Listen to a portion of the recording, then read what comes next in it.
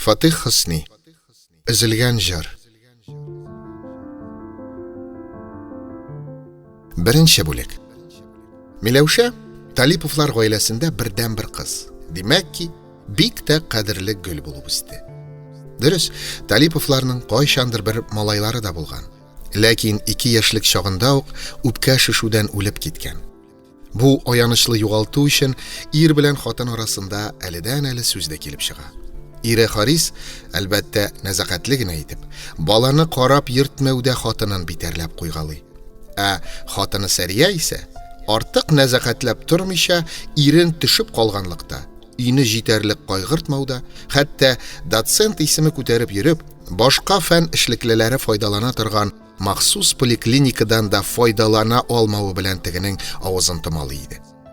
Әти белән әни арасында әллә нидә бер иртәнге йомшак җил кебек сирпелеп уза торган мондый вак-төяк әйткәлешүләргә бер дә исе китмичә, яшьләй үлгән энесен дә тамчы да искә төшермичә, бердән-бер иркә кыз Миләүшә үсә бирде.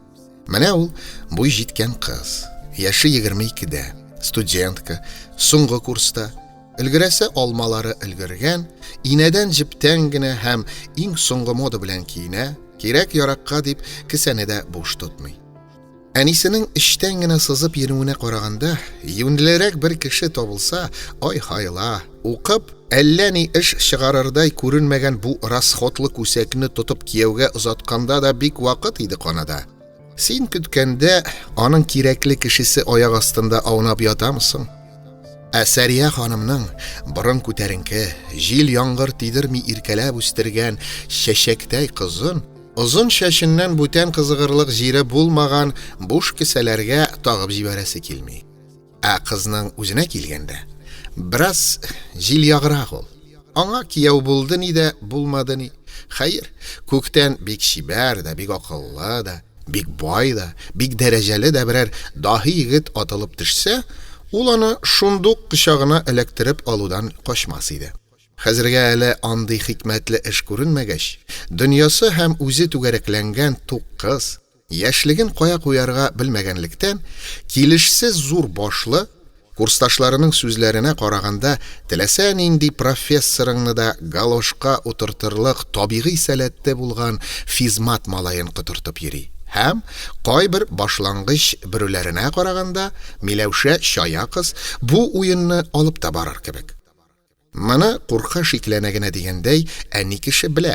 Әти кешене мондый нечкә эшләрдә катнаштырып тору хәер килешмәгән дә булыр иде. Гомумән әйтергә кирәк, доцент Талипов кызы турында кайгыртуның авыр башын хатыны җилкәсенәрәк аудару ягын карый. Матди яктан мохтаҗлыкта тотмагач, кызының филфакны уңышлы гына бетереп килүен белеп торгач, һәм шуның да өстенә тагын нур өстенә нур дигәндәй, туташының бик алай сәмрук кош очыртып алып китәрдәй булмаса да, буйысыны, төсе битенең һәм үткенлегенең кем алдында да йөзгә кызыллык китерерлек түгеллеген, хәтта кай вакытларда, әлбәттә, гаиләдә чәй янында әтисе бакчасына да таш ыргытырлык. Әти әнисен консерватизмда, искешәрәк уйлауда гаипләргә җитәрлек чаялагы да булгач, башкасына тыгылып торуы кирәкмәстер дип уйлый. Инде бер сүзсез калуны җайсыз тапса, аз гына юмор кыстырып, шулай да бердән-бер иркә элитаның хәтерен калдырырга һич тырышмыйча, йомшак кына итеп авыз эченнән мыгырдана. Кем белеп бетергән бу прогресс заманыныкын, без әнисе бәлки чынлап та Фәтхулла хәзрәт хөкемендәрәк калган кешеләрбездер. 50 ел йоклаганнан соң, Илаһының бирмеш бер көнендә яңадан уянып, яңа дөньяны бик үк танып җитми торган 60 бәндәләрбездер. Ләкин менә бу мондый вакытларда ул хәйләкәрләрчә кызына таба ымлап ала. Яңаша уйлый торган чибәр туташларның да канатланып, үй түбәсеннән үй түбәсенә очып йөргәннәре күренми әлегә. Шул без йөргән гынахлы җирдән үк йөриләр. Шул консерватив фикерле әтиләре тапкан акчага тырнакларын буяталар. Бусы инде слишком әти. Кызыңның маникюршыга түли торган акчасын да исәпләп торасың имеш. Кажется, синең Фәтхулла хәзрәтең дә андый ук реализмга барып җитмәгән кебек, минем белүемчә. Шулай диде дә кыз, ясалган чәендә эчмичә, утырган урыныннан дәррәү сикереп торды, урындыгын игътибарсыз гына читкәрәк этәреп, әтисенең Юрий ачуын китерергә теләгәндәй, иң башларын сикерткәләп, җилкәсенә чук-чук салынып төшкән буяулы чәч тәлгәшләрен кулы белән бер җилпеп, кая ашыкканлыгын һәм кайчан кайтачагын бер сүз белән дә әйтмичә, тырт-пырт чыгып та китте. Мондый фокуслар өчен ул чибәр туташны әлеге шул буяулы чәч тәлгәшләреннән каптырып алып, йөзен кыйблага борыпмы, бормыйчамы дигәндәй, әти кулы белән бераз селкеткәләп алганда да артык булмас иде югыйсә. Кая инде ул? Мөмкинме бердән бер кызны, җитмәсә, тагын шундый чая үткен кызны алай рәнҗетергә. Ә менә кызны яклап, аның шал чәчле әтисенә ташланырга мөмкин, хәтта йөрәкнең ярсуы ук басылып китәчәк. Син дә шул бер телеңә хуҗа була белмәдең, дип кабынып иренә ташланды Сәрия ханым, кызы ишектән чыгып китүгә. Кулыңнан килсә әгәр, уятыңнан курыкмасаң, общежитиегә ук куып чыгарыр идең. Шулай да сүз талашка ук барып җитмәде. Чөнки кызларын икесе дә яраталар. Һәм шул ярату аркасында икесе дә бердәй мөкиббәннәр иде. Нишләп куып чыгарга? Канат каурыйлары шундый ипле утырган кыш вакыты җиткәч, булай да очып китәр дип уйлыйм әнисе, дип хатынын тынычландырырга ашыкты Талипов. Әнисенә ошатса, тем более. Әнисе әнә вузда да укымаган. Ә шулай да егетнең урта бармак кебеген кулга төшергән бит. Фатих Хосни. Өзелгән җыр.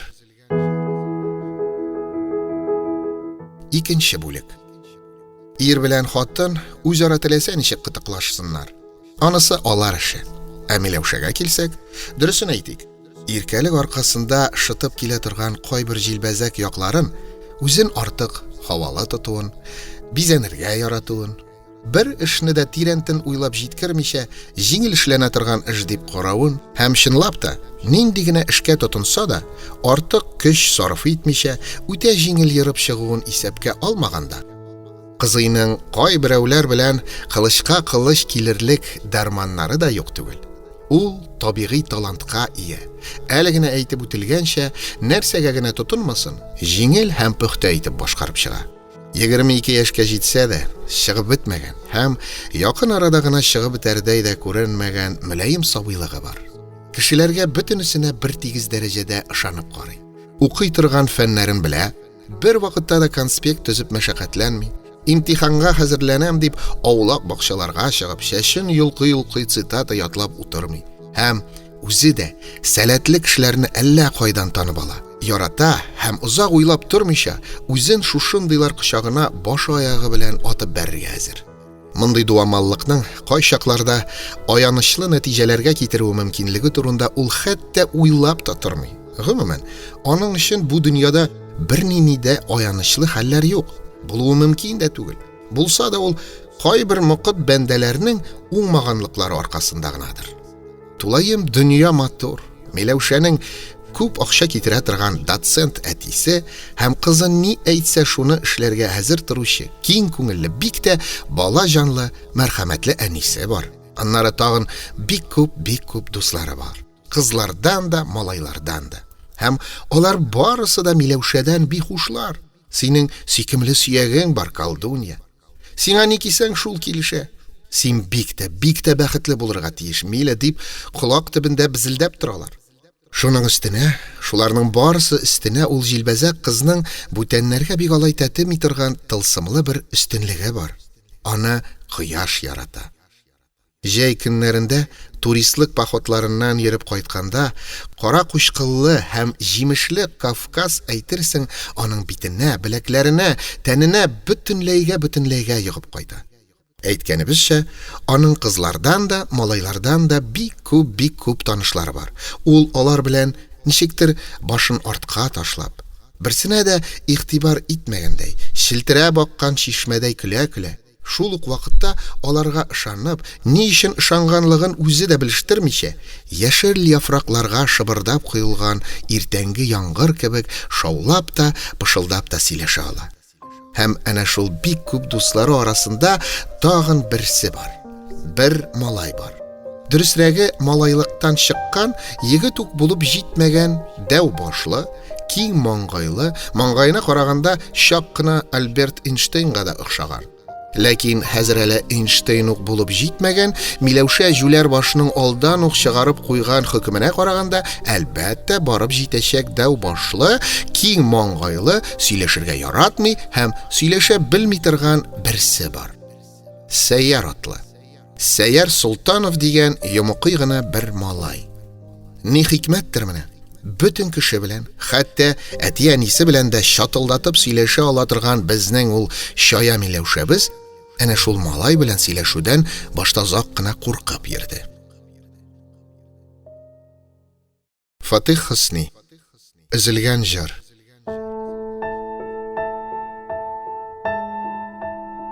Өченче бүлек.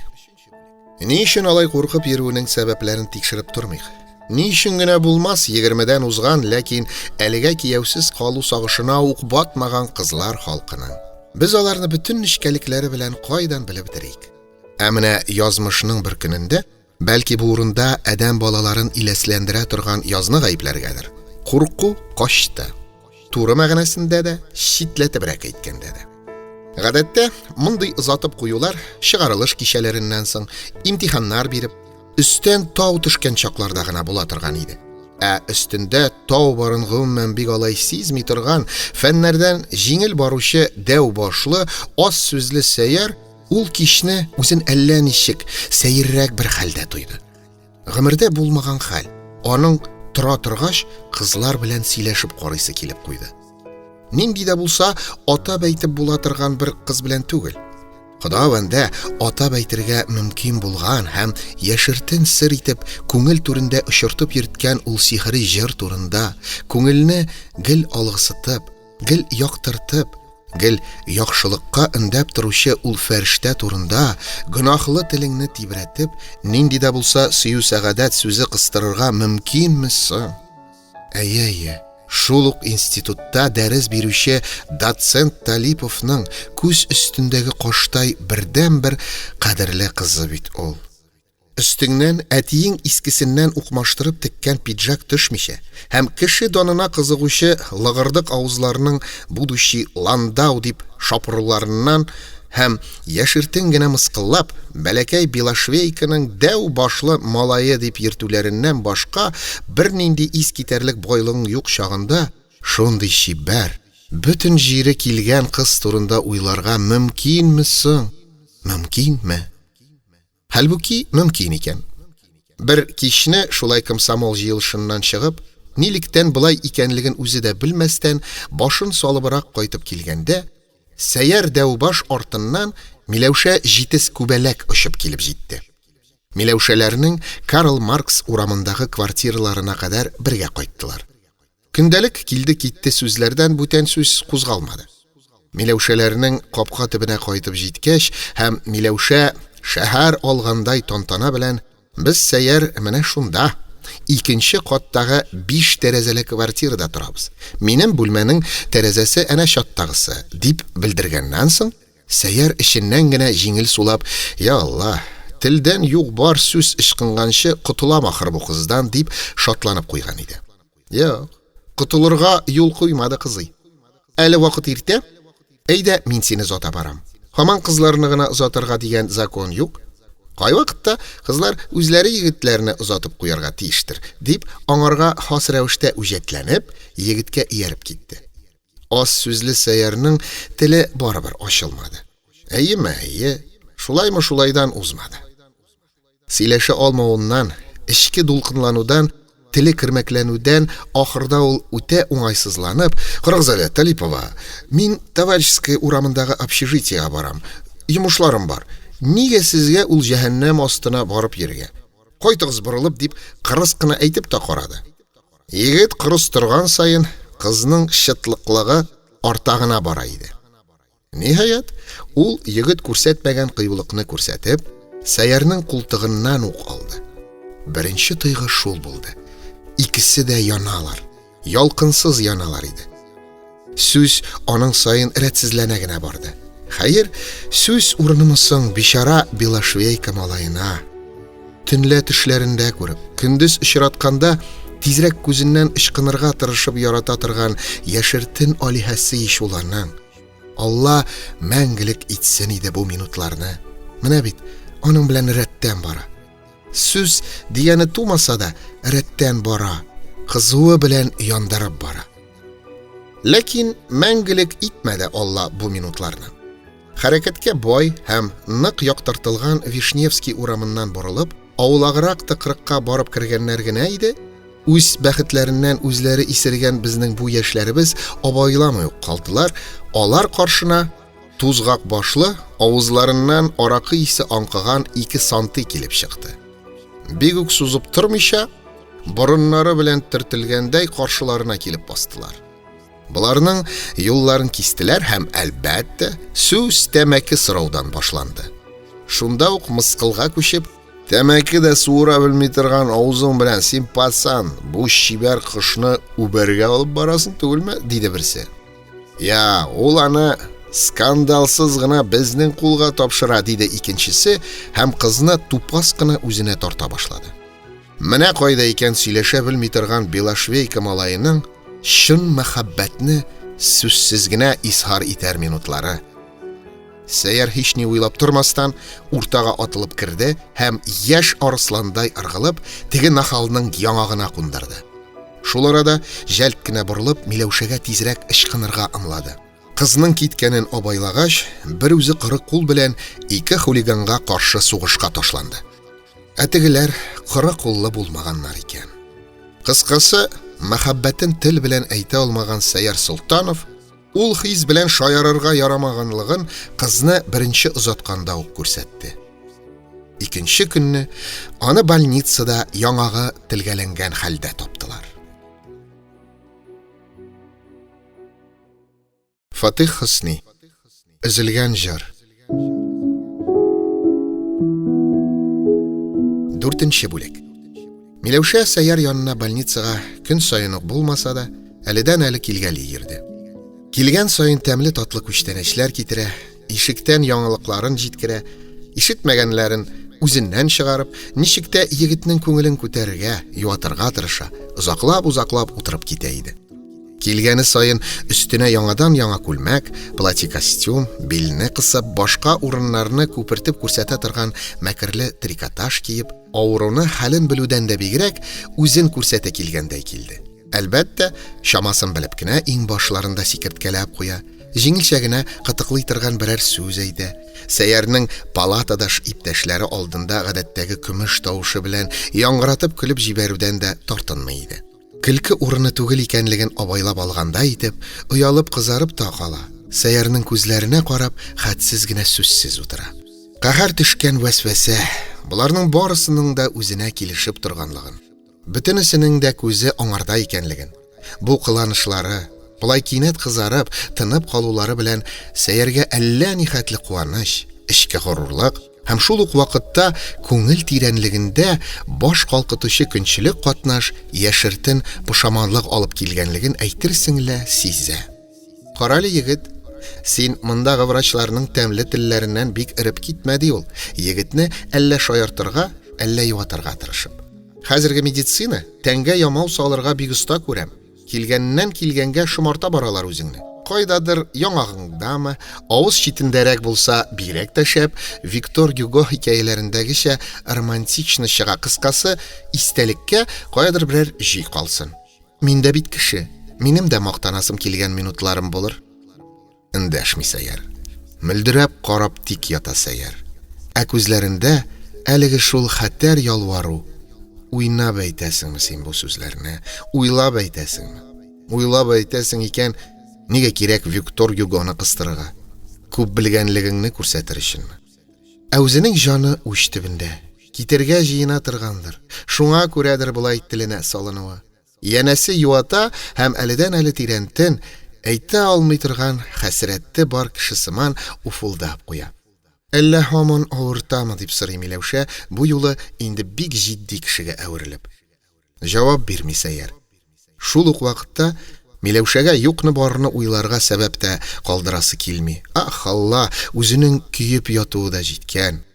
Жауап урынына авыз шите белән генә елмая һәм кызга тагын бер томырылып карап куя. Һәм кинәт пафоска һич бирелмичә, шул ук вакытта сүзне уенга алырга да юл калдырмаслык итеп, авыз эченнән пышылдап кына диярлек теленә килгән строфаны әйтә. Бәлки, уйларсың бу кеше бушка ахырмый диеп, ахлары, фөрьядлары чынлап та урынлы диеп. Аннары имтихан алучы доцент кебек бу юлы инде көррәк тавыш белән сорый. Син филолог ичмиле, я әйтеп кара. Кем шигыреннән бу юллар? Әллә тагын үзем язган булсам, бәлки хәтеремдә торыр иде. Дип гадәтенчә уен көлкегә барып, сорауны сүндермәкче була Миләүшә. Чынлыкта исә, аңа ничектер уңайсыз булып кала бу минутта. Математика җене кагылган кеше будущий Ландау әнә ничек матур итеп, уйланып һәм моңланып шигырь сөйли белә. Татар шагыйренең шигыре. Тарих филология факультетында укучы, җитмәсә, үзе дә филолог кызы Миләүшә Талипова ыкмакка килеп төртелде. Хәлне ашыгыч рәвештә төзәтергә кирәк иде. Бу очракта Тукайны гаепләү иң ансат юл булып күренде Сәйәргә. Булган бит Тукай дигән бер кеше дөньяда. Безнең ише башлары каткан студентларга эш ясап, әллә ни хәтле шигырь язып калдырган. Аларның барында ничек хәтердә тотмак кирәк. 2 ел шигырен әйттем, анда да 2-3 урында ялгыштым шикелле. Ләкин кыз сүрән килеш калды. Аны элеккечә җилкендерү мөмкин түгел иде хәзер. Шунда ул китәргә кузгалды һәм йомшак ак кулын Сәйәрнең учына салганнан соң, шулай да егетнең кулын кысарга ашыкмыйча һәм гаять җитди итеп әйтте. Икенче килеп йөрмәм, Сәйәр. Тизрәк терелеп чыгу ягын кара. Антым шушы булсын. Җиң сызганып Тукайны зубрит итәргә утырам. Уялттың син мине, будущий. Шулай да гадәтенә хилафлык күрсәтмәде ул. Кырт кына борылды, башын бик тәтекә тотып, көдерә чәч тәлгәшләрен җилфердәтеп, вак-вак кына атлап һәм шул назлы нәфис кыланышлары белән былай да каршылыклы уйларга күмелгән бичара мәгъшукны тәмам исертеп диярлек палатадан чыгып китте. Фатих Хөсни. Өзелгән җыр.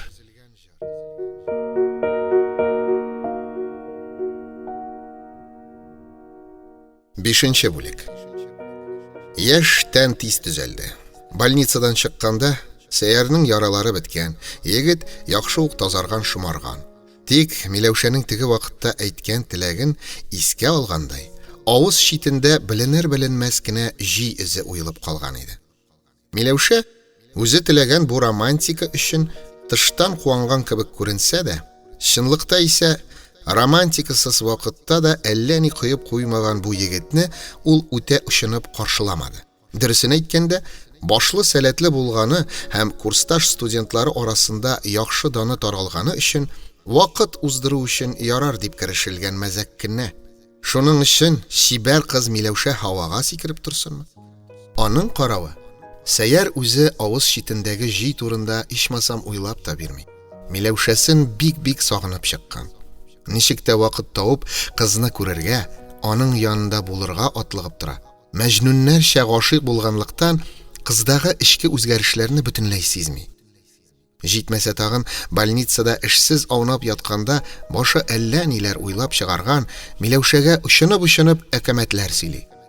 Имештер, җирнең тарту көчен атмосферадагы һава хәрәкәтенең агышы белән дөрес бәйләнешкә куя белсәң, табигать капризларын бөтенесенең булмаса, күбесен авызлыкларга мөмкин булачак. Әлбәттә, бу ансат кына хәл ителә торган гипотеза түгел.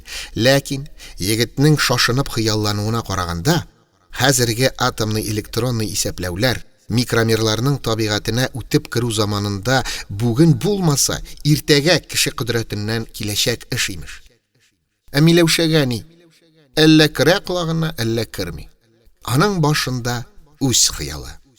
1 елдан булмаса, 10 елдан булсын, күпмени ул 10 ел. 10 елдан Миләүшәгә ни бары 30 тирәсе. Аның дәү башы ул вакытта дөнья күләм ачыш ясап, планетаны шаулаткан бер гений булса. Үзегез уйлап карагыз. Дан ярата торган һәм Шибәрлеге сәбәпле әтисе белән әнисенә бик кадерле бер кыз булуы аркасында инде яхшы ук узына да башлаган Миләүшә егетнең ирен читендәге беленер-беленмәс җөйгә игътибар итеп торырга тиешме соң? Һәм әнисен шушы юнәлештә алдан бераз әзерләгәннән соң, планының еракка юнәлтелгән өчен хәзергә ачыктан-ачык әйтеп бетермәсә дә, ләкин тел төбен сиздереп, әтисен әзерләүне әнисенең үзенә калдырып, көннәрдән бер көнне кыз Аллага тапшырыпмы, тапшырырга өлгермичә үкме, җөйле иренле егетне Карл Маркс урамындагы бик зур, бик җиһазлы квартираларына ук алып кайтты. Хыялый сәйяр, мәхшук сәйяр, аны моны уйлап тормады. Өстендәге кием салымына да игътибар итмәде. Нәрсә бар, нидә йөргән, шул килеш китте дә барды. Чөнки дөньяның ялгансызлыгына ышанган. Миләүшә хәтле Миләүшә чакырган. Ничек инде узак уйлап икеләнеп тормак кирәк.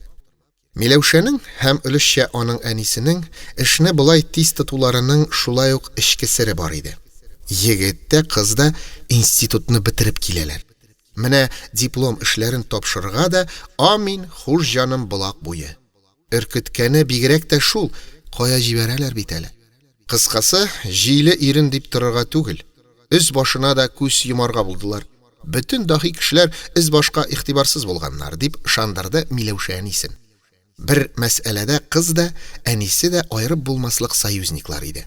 Институтны бетереп, кая булса да җибәрергә өлгергәнче, тизрәк семья дигән чикләү кабыгы эченә кереп бикләнергә һәм әлбәттә Казанда калырга. Бөтен чаралар белән. Кирәк икән, әтиләре доцент Талиповның барлы юклы авторитетын да хутка җибәреп.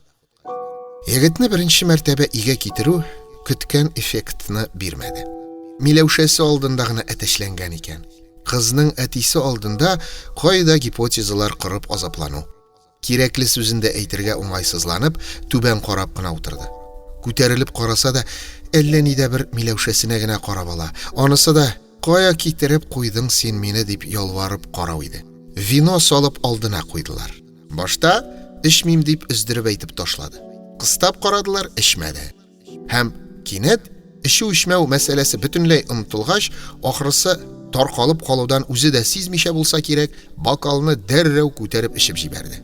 Һич югы, Сәрия ханымның зур тырышлыклар белән алган импортный мебеле турында кызыксыны берәр сүз кыстырсын икән. Шәйдән соң Сәйяр кинәт кыйлык җыеп, әти Талиповка шахмат тактасында 2 мәртәбә мат куйды да, "Булмый сездән доцент иптәш. Кылычка кылыч килеп сугышырлык булмагач, вакыт әрәм итмик" дигәндәй кырт кына торды һәм китәргә җыенды. Бик мөхит нәрсә күренә синең бу мактаулы егетең, диде әнисе. Соңыннан Миләүшәне алгы якта үзеңенә туры китереп. Аннары кунак киткәч, шул кызу белән иреннән сорау алырга кереште. "Я, синдә нинди тәэсир калдырды Белошвейка малае? Алла сакласын, көннәрдән бер көнне шул оешмаган гыйбат синең бердән бер кызыңның кулын сораса. Син әнисе Тургенев романнарыннан качып чыккан гранд дамаларча сөйлисең бүген." Аннары хатынын үпкәләтүдән шүрләп булса кирәк, сүзне бераз имшартырга, уен көлкегә борырга булды. "Ничек дип әйтим, адәм ат түгел, тешен карамадым. Ә менә шахмат тактасында миңа 2 очко бирүенә караганда, башсыз егет түгел ул." Сүзне хәзергә шуннан артык куертырга теләмәделәр. Чөнки эш ул хәтле чаң сугу дәрәҗәсенә үк барып җитмәгән. Әгәр шул якка китә калса һәм егеттән чынлап та берәр гений чыгардай күренеп торса, төкерергә авыз читендәге җөйгә һәм аның Белошвейка малае булуына. Шулай да Миләүшә ялкау артык баш ватмаска, һәр хәлдә сәйергә ышарга тырышудан гына Тукай шигырьләрен ятлауны артык дәвам иттермәскә булды. Фатих Хөсни. Өзелгән җыр.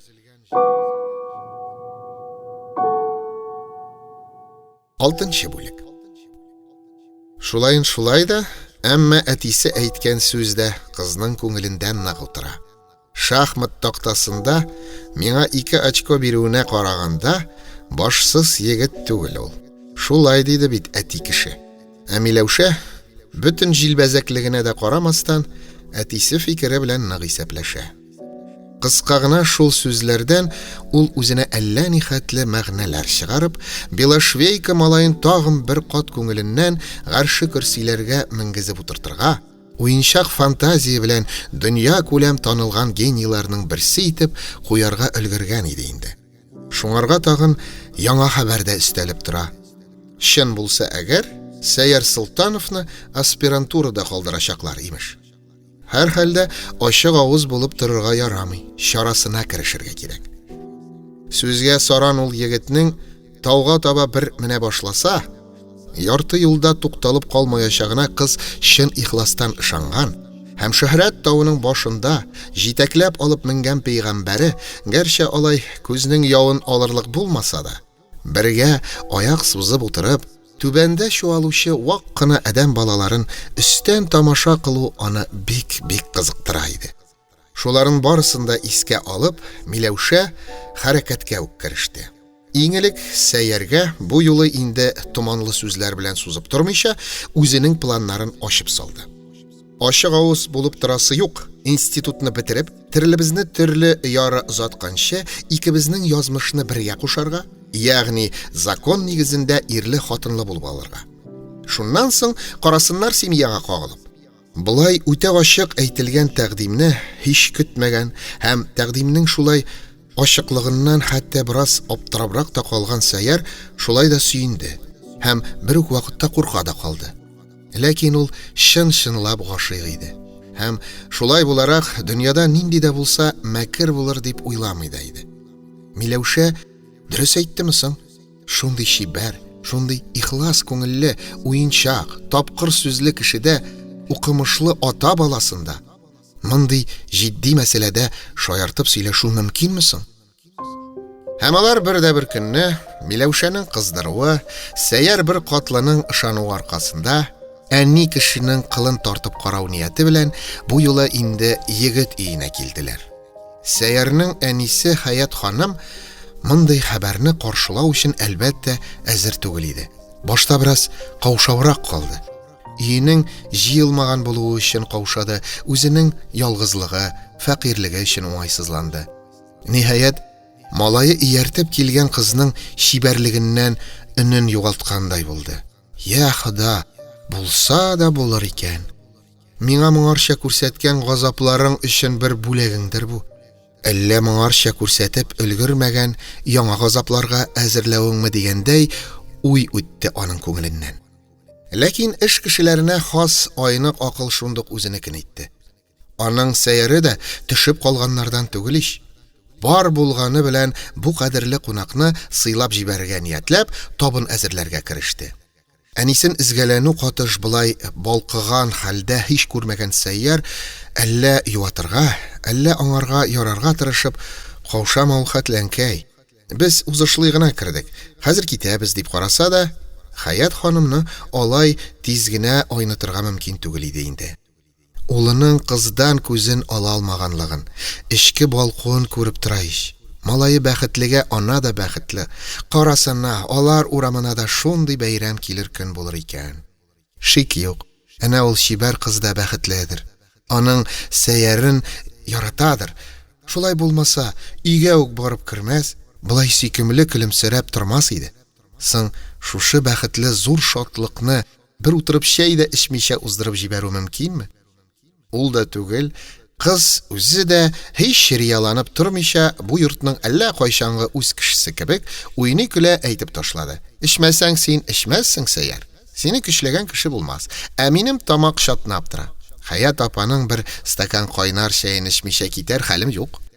Хәйләкәр кыз, чигән кызы, торышында, сөйкемле елмаюында, яңгырап торган тавышында, сүзләрнең һәр берсен теш арасыннан сайлап кына чыгаруында, бөтенесендә бер үк вакытта самимилек тә, үз итү дә бар сыман. Шунда ук тагын аналы уллы икесе дә бер калап икән булар. Ягылып төштеләр бер күрү белән дип, шак кына мыскыллау да яшерелгән иде. Табын янына утырып сөйләшә башлагач, сүз табылды тагын. Үз тормышларының кысанрак булуын сөйләп, бу сөйкемле кызны алдан ук кисәтеп куярга теләгән Хаят ханым бер тел ачылгач, үзе белән генә шикләнеп калмыйча, Талиповлар ягына да үзенчә разведка ясарга маташып карады. Ләкин аның хәйләсе ак җеп белән тегелгән. Ерактан урап йөри алмый. Ике сүзнең берендә сүз тыңлаучан Сәйяре белән мактанырга керешә һәм аның шушы тәүфиклы улын күреп алган бу сөйкемле кыз өчен дә, киләчәктә үз кызы булып та йортка киләчәк ул чибәр кыз өчен дә куанышы йөзенә, сүзләренә бәреп чыга иде. Малае Сәйярның әледән-әле искәртүенә дә карамастан, Хаят ханым үзе дә сизмәстән шишелепме шишелде.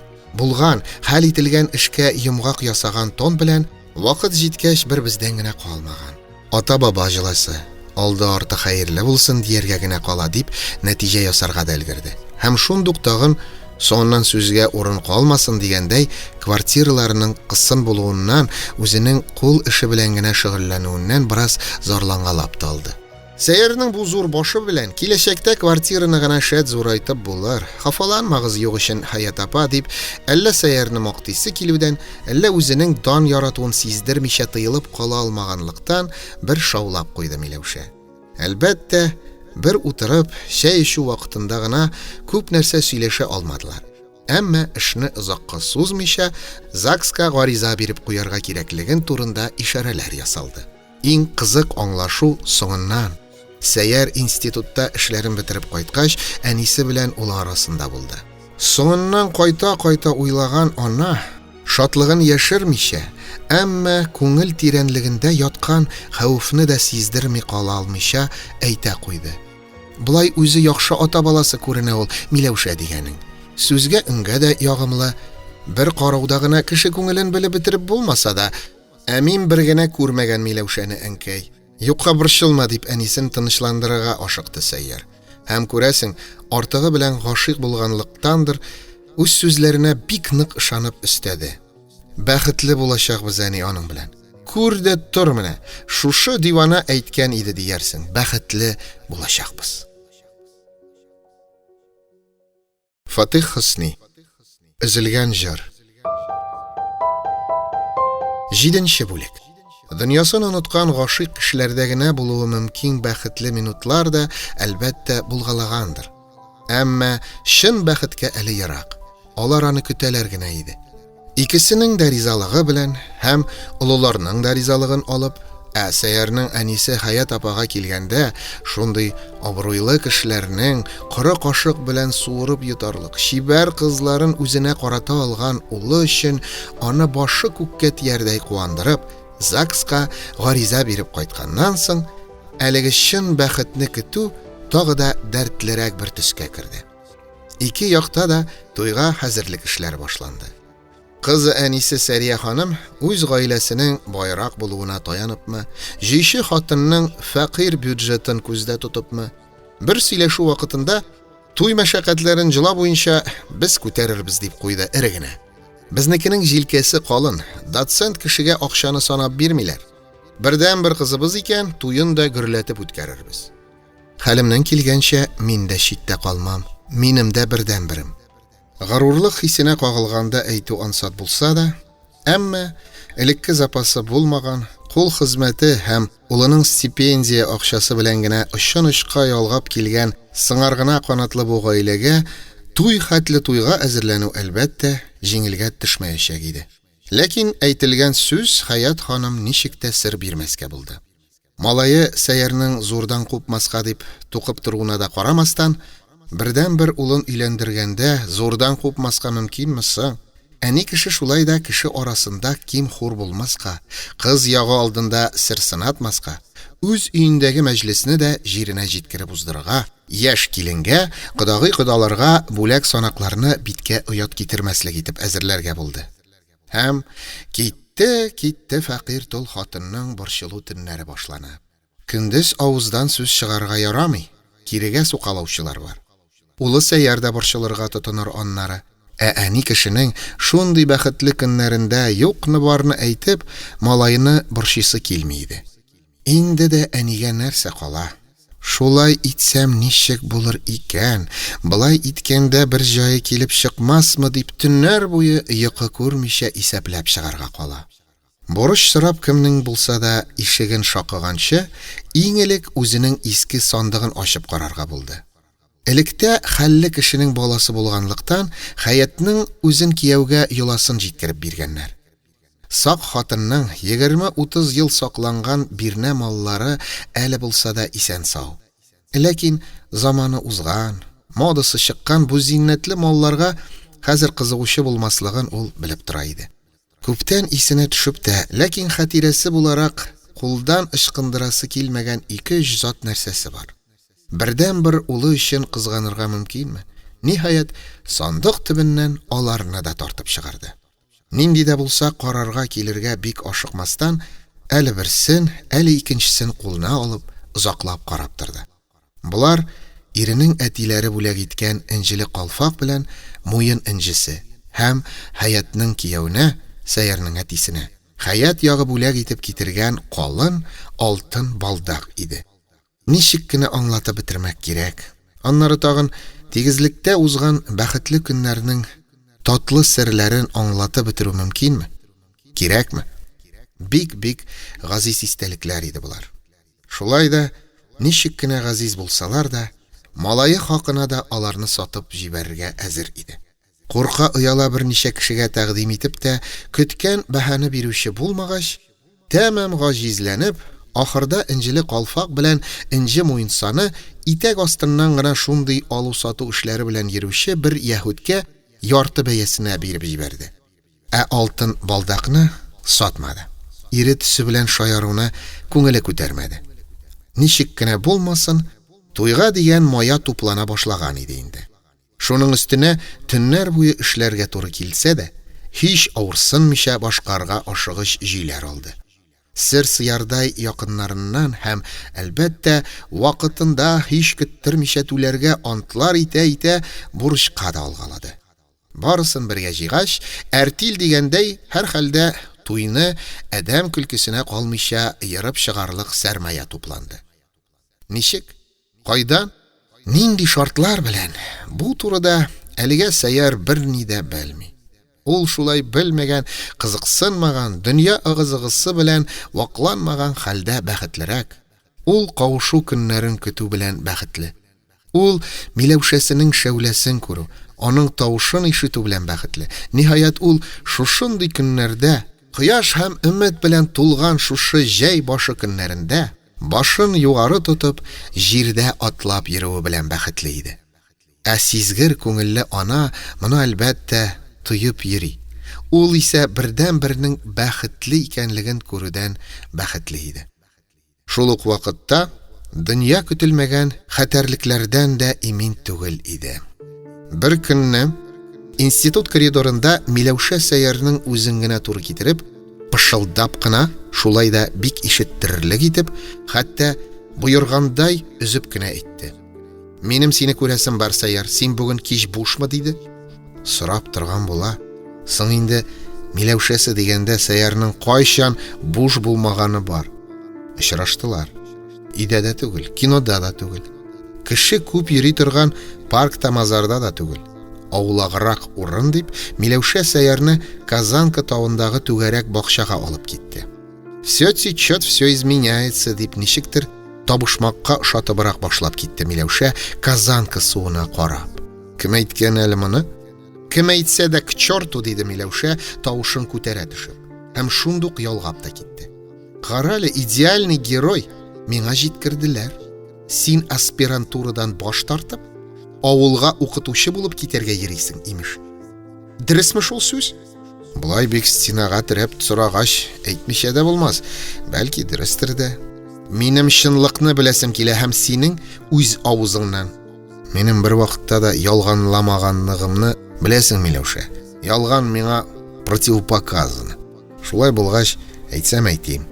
Әгәр дә фән юлыннан китәргә миндә нинди дә булса сәләт бар дип табалар икән, дөресрәге мин үзем шулай табам икән, ул юл белән китергә бер вакытта да соң түгел. Аспирантурасы да, докторантурасы да. Без бит әле юлны башлыйбыз гына. Сүз кинәт өзелде. Икесе дә тынып, бер-берсенә карашып калдылар. Бигрәк тә Миләүшә беренче кабат күргәндәй Сәйәрнең күзләренә текәлеп калган иде. Күзләрең бик матур синең. Булай матур булганлыгын әле бер вакытта да күргәнем юк иде дип, ярым пышылдап, Сәйернең авызына үрелде кыз. Үзе башлап үрелде, үзе башлап үбергә кереште. Аннары дәррәү сикереп торды да, ашыгып китергә җыенды. Ләкин әйтәсе төп сүзен әйтергә уңайсызланып, китә алмыйча таптаныбрак торды. Аннары китә башлагач, кире борылып әйтте: "Вот тебе будущий ландау. Авыл мәктәбендә борынҗилекләре кипмәгән малайларга әлифба өйрәтә." Уртаклашу булдымы бу? Әллә Сәйер уйлаганны бөтенләй кире кагумы? Аера алмады Сәйер. Аннары тагын ник алай шашынып үпте ул бүген? Нәрсәгә юрарга икән моны? Фатих Хөсни. Өзелгән җыр. 8нче бүлек. Бактың исә бөтенесенең нигезендә әлеге иркә кызның йөгәнләнмәгән фантазиясе эшләп чыгарган уен яткан икән. Бөтенесе әзерләнеп беткәч, җыйшы хаят муеннан бурычка батып булса да, абруйлы кодалары алдында биткә кызыллык китермәслек итеп җыенгач, туйга килергә тиеш кунакларга хәбәр ителгәч, шул арада ана үзе эшеннән куанып йөрү белән генә шикләнеп кала алмыйча, улы Сәйерне да: "Бәхетле булдың син, бала. Әтиеңнең вакытсыз вафат булуы өчен син гаепле түгел, сугыш гаепле. Әмма шуннан соңгысында Худайга үпкәләр урыным юк. Аш ялангач булмадык. Менә хәзер дә әйтмәгәнебез булсын, нинди зат кешеләр белән аралашырга торабыз. Берүк бер-берегезнең кадерен белеп, тормышыгызны ямьли итеп яши күрегез, балакаем" дип аналарча үгетләп насихатләп торганда, күршеләр арасында да кайсы бутул хатынның шатлыгын уртаклашып, кайсы көнчелегеннән төрлечә юрап, сүз таралгач, кыскасы туй тантанасы ишек төбенә килеп җиткәч, иртәгә берсе көнгә туй дип торганда, Сәйер почта ящигыннан кемнән икәнлеген күрсәтелмәгән бер конверт алды. Әле ярый почта ящигын әнисенә хәтле карап өлгерде. Хат чынлап та Сәйеррәк иде шул. Почта белән килгән дип булмый, чөнки бер җирендә дә бер төрле дә элемтә органнары печате юк. Аны кем булса да буларның ящигына кулдан ташлап киткән булырга тиеш. Почеркыннан Миләүшәнеке булырга тиеш икәнлеген чамаласа да, шундый җитди вакыйга туй алдыннан кызның булай шаяруын Сәйер башына сыйдыра алмый иде. Дөрес, соңгы вакытларда кыз ничектер серле рәвештә күзгә чалынмыйчарак йөри. Һәм егет моны кызның уялчанлыгыннан, күрше-күлән, туган-тумача, дус-иш арасында иләнәшү хәбәре таралганнан соң, агылый белән тагылый булып, күзгә ташланып йөрмәскә тырышуыннандыр дип үзен юата килде. Ай хайла, шулай гына булсын икән. Хатны кулына алу белән күңеле нидер сизенгәндәй дерелдәп куйды ул һәм бер авык конвертны ачмыйча торды.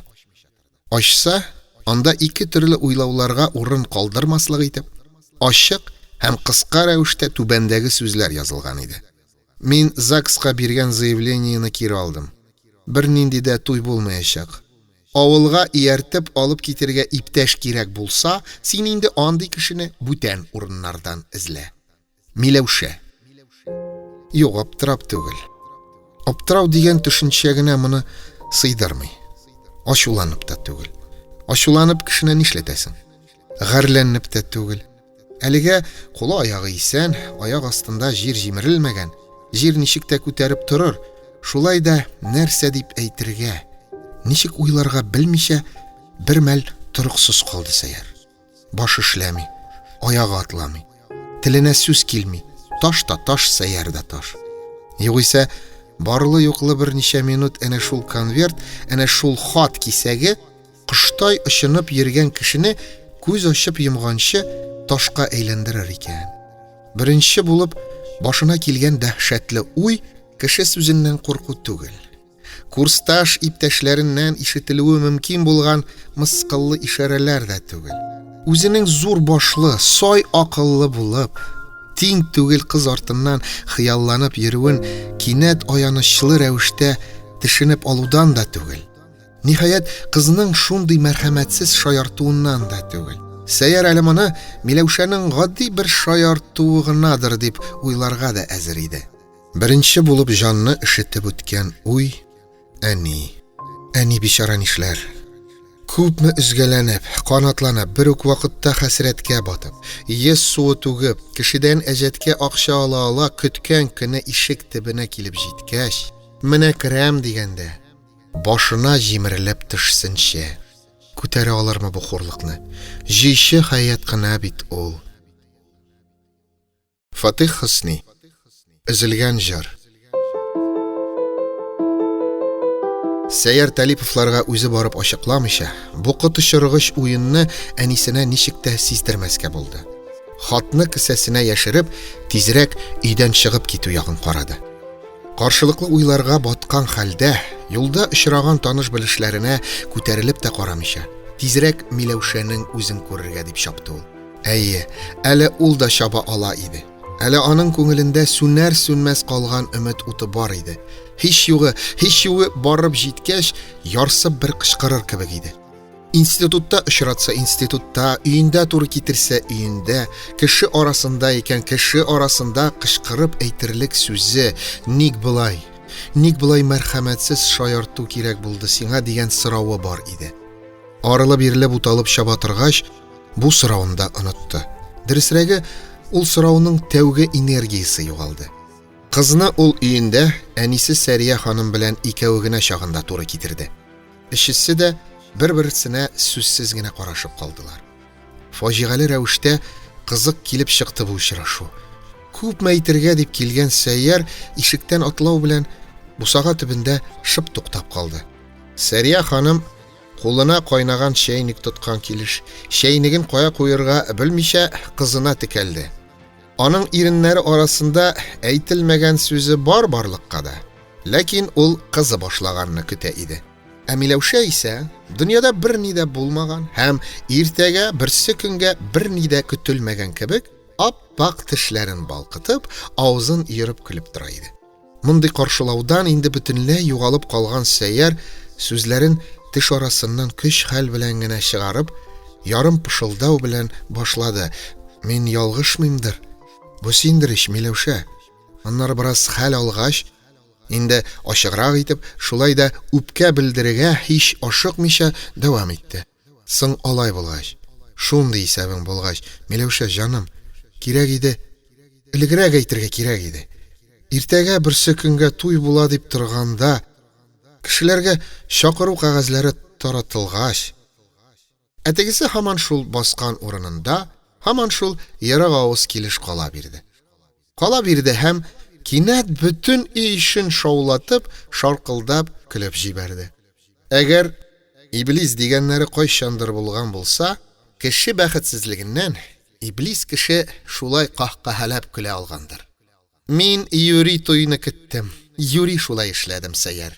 Мин көткәнне шәлпәрәмә китереп ватканда ярады иш.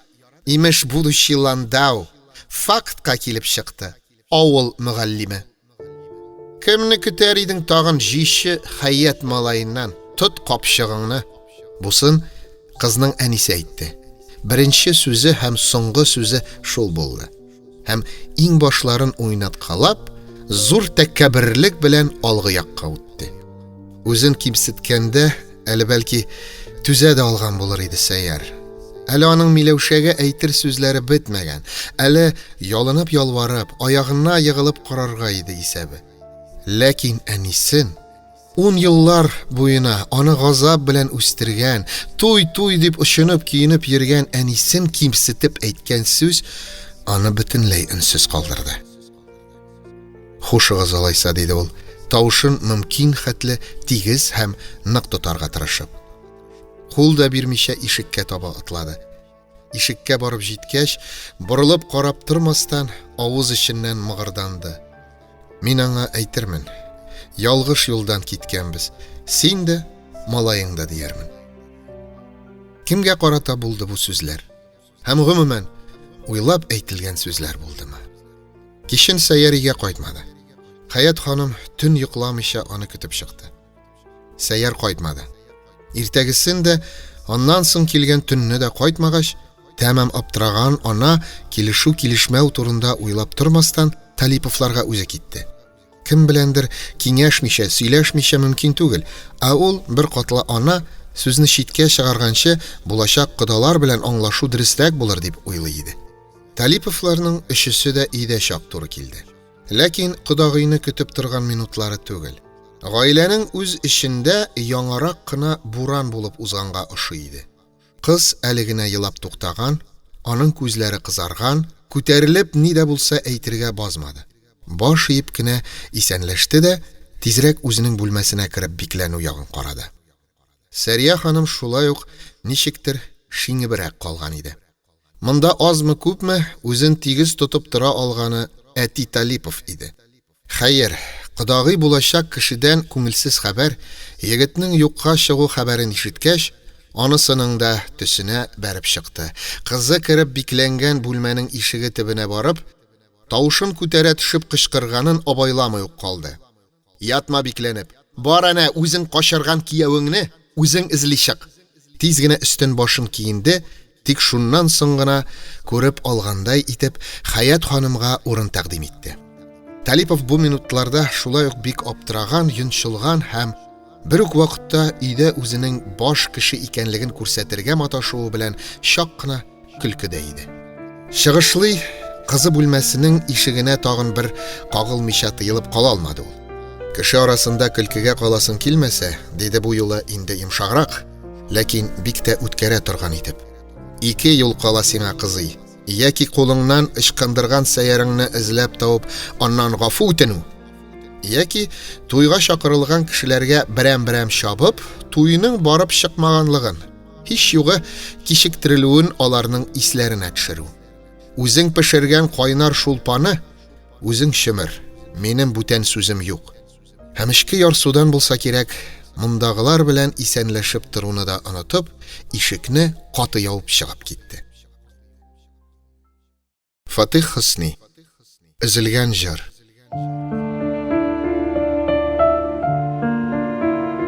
Тугызынчы бүлек. Ләкин шулпа телне үтәрлек кайнар, авызга алгысыз тозлы булып чыкты. Ни теләсә шулай кыланып өйрәнгән җилбәзәк Миләүшә бу минутта бөтенләй көчсез иде. Шулай итеп, уйламыйча эшләнгән бу уенның ахыры кызның үзе өчен дә, әти-әнисе өчен дә хурлык белән бетте. Туйга чакырылган кунаклар алып килгән бүләкләрен күтәреп кире киттеләр. Туй булмыйча калды. Үз шибәрлегеннән үзе масаеп, кияүгә санатка чыкмакчы булып йөргән һавалы Миләүшәгә хәзер инде тапса тапмаса солдатны эзләргә калды. Җитмәсә тагын андый чакта гайбәтләре дә табылып кына тора бит аның. Алмага корт төшкән булган икән. Кыз соңыннан терсәкне бик тешләмәкче дә, авыз җитми, кияүне качырып өлгергән кебек сүзләр дә таралып өлгерде. Миләүшә ЗАГСка шау-шусыз гына үзе барып, җимерелгән эшне төзәтеп булуына ышанычы җитмәсә дә, язылышуның срогын алгарак күчертереп кайтты. Ләкин кияү булачак кеше үзе табылмаса, бу тырышлыктан ни файда? 6-7 көн югалып торганнан соң, Сәяр арып талып, карага катып кайтып керде. Үзем укытырга китәчәк районда укытачак мәктәбемдә булдым. Эш белән йөрдем, диде ул, тизрәк әнисен тынычландырырга тырышып. Әнишләп булай хәбәрсез китеп баруымны сорама. Анысын үземә үзем дә әйтә алмаган булыр идем. Туй. Миләүшәң? Ул турыда шулай кузгатма, әнкәй. Без икебез дә, син дә, мин дә ялгыш юлдан киткән булганбыз. Шундый ук кыска, өзек-өзек сүзләр соңыннан Миләүшә белән ике арада да кузгалды. Сәяр кайткан дигән хәбәрне ишетеп, Миләүшә шундук шаулап килеп җитте. Ул гадәттәгечә чибәр, гадәттәгечә ерык авыз иде. Син нәрсә? Фигыры здесь, фигыры там.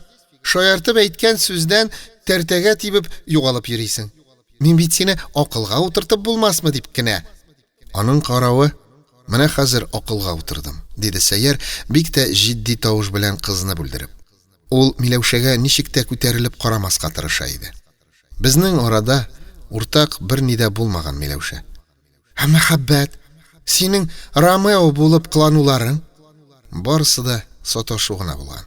Синең саташуың түгел, минем саташуым. Әлбәттә, Миләүшәнең сүзләре бетмәгән иде әле.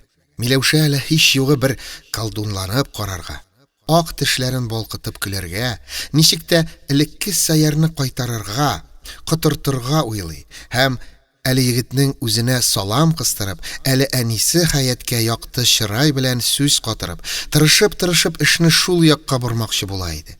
Ләкин барып чыкмады. Сәйәр сүзне юри вак-төяккә барып әнисенә эндәште. Мунчага барып кайтасы иде, әни. Чиста күлмәк штаннарым бардыр ич минем. Әйе, ул ничек тә Миләүшәгә күтәрелеп карамаска тырыша. Юри шулай да тупаслык күрсәтә. Әле бер нәрсәгә, әле икенчесенә барып тотына. Шул ук вакытта күңеленнән кызның мөмкин чаклы тизрәк чыгып китүен тели иде. Миләүшә дә, инде терсәкне тешләргә омтылыш ясап өлгергән Миләүшә дә, тишеп калганнардан түгел, эшне сизеп тора. Егет бөтенләй алышынган. Аптырагач кыз балаларча еламсыраган тавыш белән сәер генә итеп сузып куйды. Әти мине тирги, гел тирги. Янәсе, мин тәмам барып чыккан эгоистка имеш. Кем тудыргансың мине, әгәр алайга китсә? Бу минутта Миләүшә бөтенләй кызганыч, ярдәмсез калган сабый хәлендә иде. Юк, күтәрелеп карамыйча булдыра алмады Сәйәр. Һәм йомшак кына итеп, ләкин уйнарга һәм өметләнергә урын калдырмаслык ачыклык белән әйтте. Бала булма, Миләүшә. Әтиң тиргәгәне өчен генә мин сине хатын итеп ала алмыйм. Әйттем, итага әйтәм. Безнең бернинди дә уртаклыгыбыз булмаган. Минем саташуымны, синең шуннан көлеп йөрүеңне исәпкә алмаганда. Нишләсен бичара туйдан калган кыз. Аңарга ишекне теләр-теләмәс кенә ачып, атлар атламас кына чыгып китүдән бүтән юл калмаган иде инде. Кыз чыгып киткәннән соң, өйдә бер авыр тынлык урнашып калды. Бу хәлне тирәнтен кичергән, ул чибәргә карата әле хәзердә күңелендә аналык җылылыгы тойган Хәят ханым ниһаять аптырау катыш инәлү белән сорап куйды. Нәрсә дигән сүз булды бу Сәйәр? Фәрештәдәй кыз, шундый ата-ана баласы белән. Мин белгәне дә җиткән, диде Сәйәр, сүзне тәкәллефсез генә өзәргә тырышып. Һәм шундук кем белән сөйләшкәнлеген абайлап, дәррәү әнисенең муенына сарылды. Синең хәлне дә аңлыйм, әнием җаным. Борчуларыңны да, минем өчен алган бурычларыңны да аңлыйм. Түләргә тырышырмын, икеләтә түләрмен. Әмма ябышмас тайны төкерек белән ябыштырырга маташмыйк. Соңарак калып булса да, инде төшендем. Мин бер кеше, Миләүшә бөтенләй икенче. Бик чибәр булса да, бик яратсам да ул кызны. Сорама, әнием җаным. Туй булмаячак. Сүзне артык сузып торырга урын калмаган иде булса кирәк. Ана күңеле авыр булса да, моны сизеп тора иде. Искәндәр Хәйруллин укыды.